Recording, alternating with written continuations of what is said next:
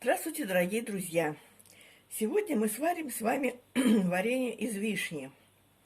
Вот я вам покажу весь процесс, как мы его варим. Вишня будет у нас без косточек. Трудоемкий процесс, но вишни у нас вот всего есть 200 кг. Это вместе с косточкой. Вот сейчас я ее помою и будем вынимать косточки. Каким образом, вы все увидите сами. Ну вот мы подготовились. Обычно мы делаем вдвоем, удобнее. Значит, здесь у нас такой косточка-отделитель. Он прикрепляется к столу. Значит, сюда закладываются ягоды, а здесь выбивается косточка. Вот. Сначала мы понемногу кладем сюда. Вот. А косточка падает сюда, в контейнер в этот. И вот так вот постепенно один кидает, бросает, второй нажимает. Вот. Ну, что очень плохо, здесь брызги летят в разные стороны. Поэтому нужно обязательно одевать что-нибудь, чтобы не испачкаться. Сейчас мы будем отделять, эти косточки. Сколько у нас займет времени, мы вам потом скажем, потому что все-таки трудоемкая работа. Вот. Ну и дальше посмотрим, что у нас останется в чистом весе от этих ягод. Управились мы с этими косточками за полчаса вдвоем. Один бросал ягодки по одной, другой выбивал. Вообще этот прибор приспособлен для более крупных ягод. Но у нас в этом году мелкая вишня и мало ее. Вот, и очень много проскакивало туда. Вот это неудобно, конечно. Ну и, естественно, сок во все стороны летел. Вот. Вот что у нас получилось. Получилось 500 грамм косточек. Ну, с соком здесь немножко сок. И 700 грамм ягод. Без косточек. Вот так вот получилось. Была бы крупная, обычно у нас покрупнее была. Больше выходило мякоти, чем косточек по весу. Ну вот, значит, мы берем, соответственно, 700 грамм, но я возьму 800 грамм, потому что вишня все-таки кисловатая. Немножко послаще сделаем. Вот, тоже беру половину от 800 грамм, 400 грамм. Я посыпаю на дно. На дно и на ягоды. А остальные 400 грамм уже в процессе варки будем добавлять. Вот сейчас я ее пересыплю. Оставлять я ее не буду, сразу на огонь поставлю, потому что сока достаточно. Вот. И вот так вот пересыпаем равномерно.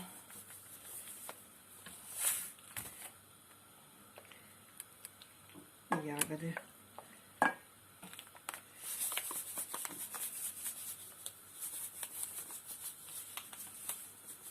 Вот, засыпали. Половина, ровно половина. Теперь ставим на огонь. Вот одна из подписчиц, значит, посоветовала на рассекателе варить варенье. Ну, у меня, правда, не подгорало никогда, но я решила воспользоваться этим. Надо попробовать все. Раз советуют, значит, людей получалось хорошо. И ставим. Здесь даже лучше на рассекателе, потому что у меня эмалированный тазик. Вот, чтобы не приставало ничего. Ну вот, на тихий огонечек. Сейчас будет постепенно сок появляться. Посмотрим.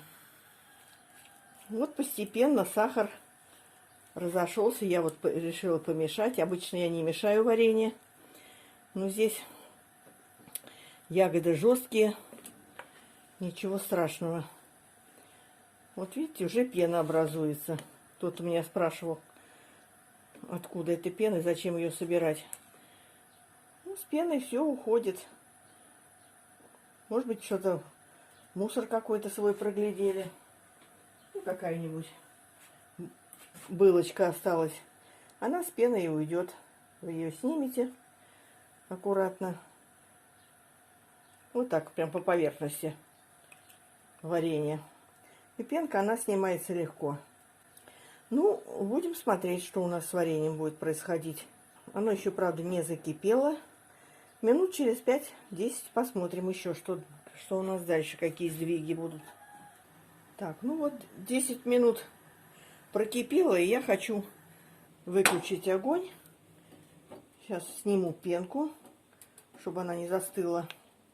А то засахарится, труднее будет снять ее. Вот, и оставим остывать. Варим 2 приема. Вот, поэтому сейчас оно остынет. Ну, в течение 2 часов наверняка остынет. И мы тогда продолжим. Так, теперь мы поставили варенье, значит, заново варить. Добавляем, вот оно у меня закипело почти. Добавляем 2-ю часть сахара.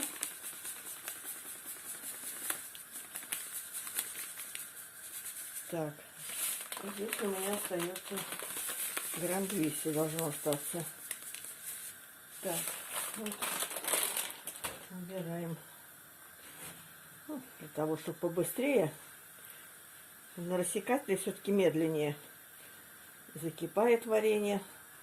Это когда времени много, можно, конечно, на рассекателе поварить. Ну, когда его не хватает. Ну, я решила на рассекателе, потому что эмалированный тазик у меня, чтобы не подгорело ничего. После того, как закипит, мы поварим минут 10-15. Будем смотреть, как ягоды себя чувствуют. Ну, конечно, это варенье без косточек очень трудоемкое.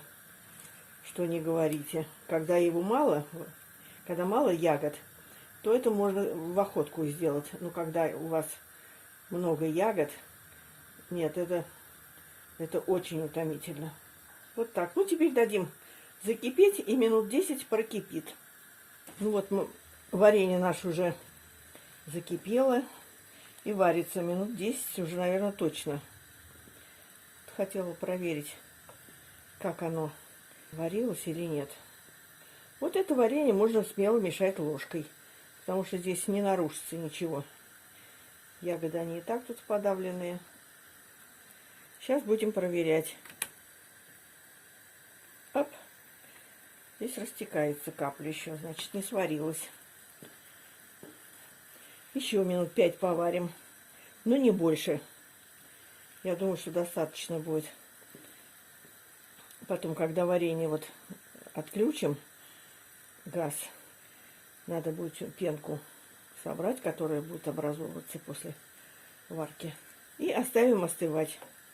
Ну, кто привык закрывать горячим, пожалуйста, закрывайте. У меня, вы знаете, я закрываю только холодным.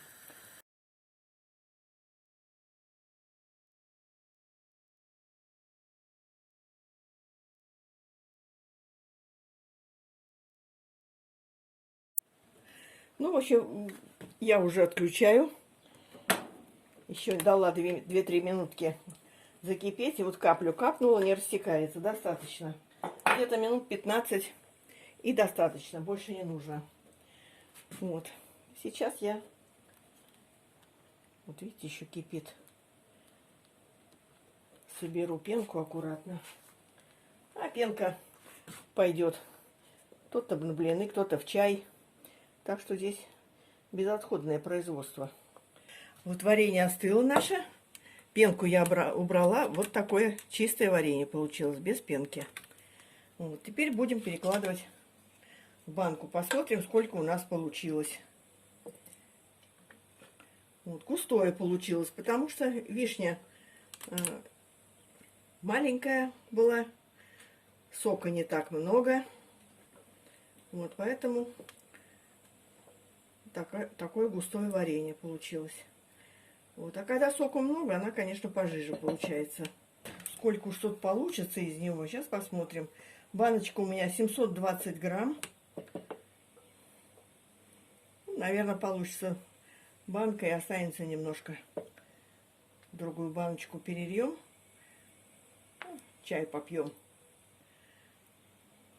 А это оставим для зимы. Больше вишни у нас нет. Вот поэтому такое скромное получится количество варенья.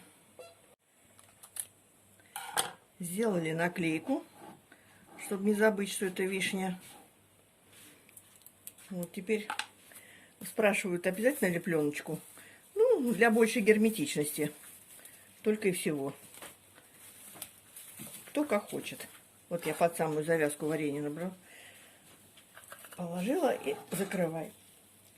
Все. В общем, получилось у нас 720 граммов банка.